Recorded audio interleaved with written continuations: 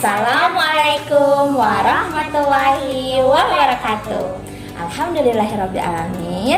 Perkenalkan, ini Ainaya. Dan ini ibu saya. Karena ayah sudah ke kantor, maka hari ini kita berdua saja akan bercerita tentang sebuah kisah perjalanan dakwah Rasulullah Shallallahu Alaihi Wasallam bersama sahabatnya Umar bin Khattab radhiyallahu anhu. Suatu hari Umar bin Khattab berkunjung ke rumah Nabi.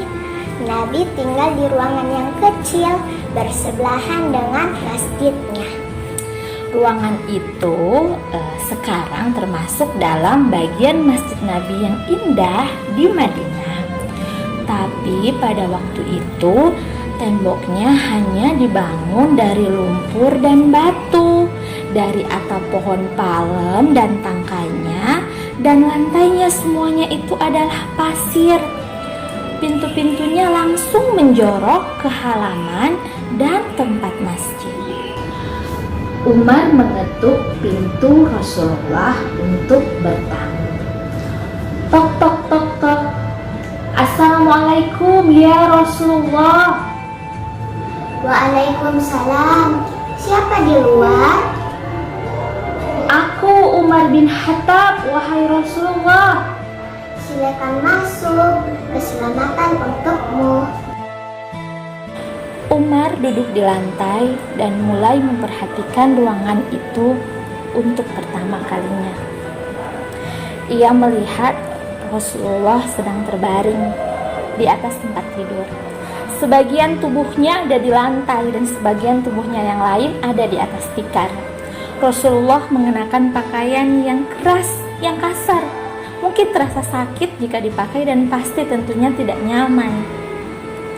Tidak ada tempat tidur, yang ada hanyalah sebuah bantal. Sayangnya, bantal itu terbuat dari daun berduri pohon palem.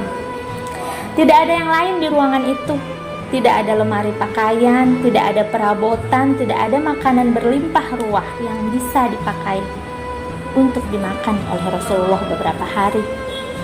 Sebagai gantinya, di sudut ada beberapa daun beri dan setumpuk kecil gandum dan sepotong kulit yang belum diolah sedang digantung. Air mata mulai mengalir di mata Umar. Ketika itu Nabi melihat Umar menangis. Kemudian Nabi bertanya, Wahai Umar, kenapa engkau menangis? Umar menjawab dengan suara pahit, dan mengapa aku tidak menangis ya Rasulullah? Aku melihat bekas tikar di punggungmu. Engkau tinggal di tempat seperti ini. Sangat tidak layak. Namun engkau ini adalah Nabiullah ya Rasulullah. Engkau adalah Nabinya Allah. Kaisar Bizantium dan Persia tinggal dalam kemewahan dan kenyamanan. Tahta mereka terbuat dari emas dan pakaian serta tempat tidurnya dari sutra yang terbaik. Umar masih berkata, dan inilah yang engkau miliki. Ini hartamu wahai Rasulullah.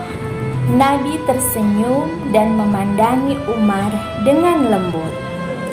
Apakah engkau tidak bahagia wahai Umar? Harta, kekayaan, dan kebahagiaan akan kita dapatkan di kehidupan kekal nanti. Raja-raja di muka bumi ini sudah mendapatkan semuanya di sini. Mereka akan wafat dan semuanya tidak akan berguna lagi. Bagian kita akan datang nanti, tapi begitu kita menerimanya, maka akan kekal dan abadi.